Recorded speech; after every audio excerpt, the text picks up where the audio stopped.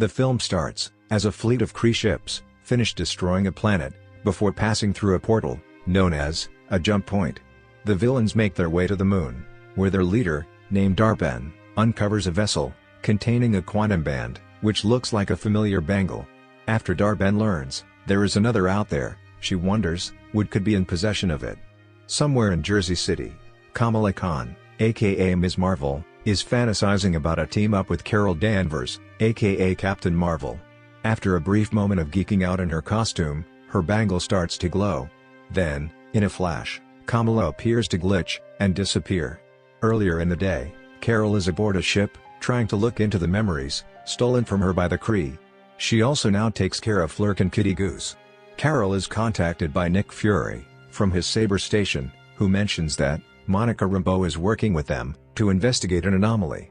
Carol is surprised to hear about Monica, forgetting that, she was a child, the last time Carol saw her. Carol flies over to the moon, and sees, the jump point still being opened, over a crater on the surface.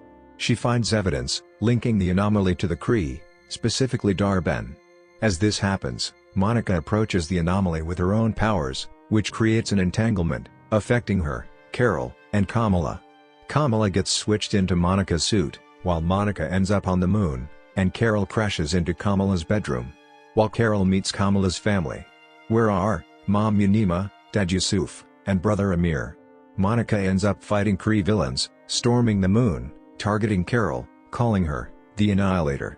Carol gets swapped back into the action, and fights them, before trying to report to Fury that, the Kree are going after Skrulls at their sanctuary on Tarnax. Fury tells them that, he is working with both species on peace talks. Meanwhile, Kamala returns home, and goes nuts, upon learning from her parents that, Carol was there, and Monica goes back to Fury, after learning that, the power switch involved Kamala. On Tarnax, the Skrull Emperor, named Ro-Ge, talks to Darben, who is working to restore her home world of Hala. She tries to convince Ro-Ge that, their efforts are working towards reconciliation, but she is trying to get the Skrulls to lower their defenses, so, she can siphon off the planet's energy. The three ladies switch again, with Kamala accidentally grabbing Goose, who had swallowed two Kree goons. The goons then start attacking the Khans, and destroying their house, while Carol gets switched back to the house, so, she can fight the henchmen. Kamala ends up on Fury's station, and helps him fight some bad guys, while Monica also ends up fighting at the Khan house. After the villains are dealt with, Kamala returns home, and the family is visited by Fury and Monica, to explain, what is going on. When Kamala tries to demonstrate her powers, she gets switched with Carol. Monica explains their quantum entanglement, so, Carol tries to find a way, to get Kamala back, only for the teen to end up falling through the sky. Monica, who hasn't quite mastered her flying abilities, then goes up to save her. They end up on Darben's ship, and are confronted by the villain and her henchmen. Before Darben can kill Monica and Kamala, Carol swoops in, and gets them out of there. Darben then meets everyone on the surface of Tarnax, as she begins to set her plan into motion. She opens another jump point, that begins to siphon the atmosphere, and send it to Hala. The three heroes, evacuate the Skrulls, and board them onto their ship, as Tarnax falls to ruins. The Kree return to Hala, which has now become breathable once more. Darben reminds her followers that, Carol is responsible for their downfall, after she destroyed the Supreme Intelligence, which led to the Kree Civil War, that led the planet to its devastation. While she intends to restore Hala's son, her second-in-command, named Tyrone, warns her that, energy from the other quantum band is needed, which could destroy her. Carol contacts Valkyrie, and has her appear via the Bifrost, so that, she can escort the Skrulls to New Asgard for refuge. While Carol expresses some feelings, about ending up on a team, Valkyrie assures her, it might not be bad for her.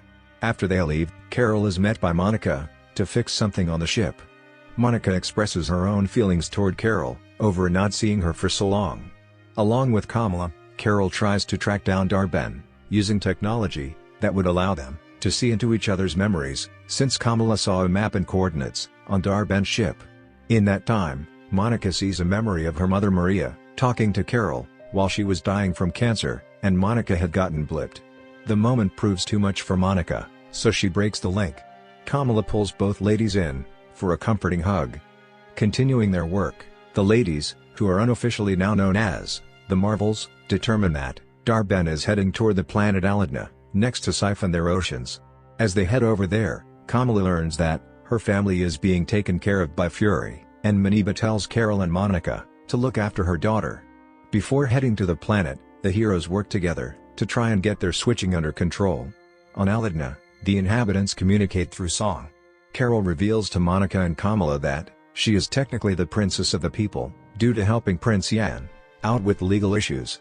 Carol talks to Yan and tries to get help from his army in fighting Dar-Ben, while trying to protect his people from her attack. A battle ensues once the Kree arrive through jump points, and Yan's army heads in, with him leading them. Carol and Monica cannot properly strike Dar-Ben without their powers glitching. Dar-Ben sees Kamala is in possession of the other band, but fails to catch her. She proceeds to open the jump point that starts absorbing the planet's water and sending it to Hala. The Marvels then fly away, evading enemy ships before teleporting elsewhere. Carol tells Monica and Kamala that it's her fault that everything is happening after she destroyed the Supreme Intelligence, which also caused her enough guilt to not return home to Earth.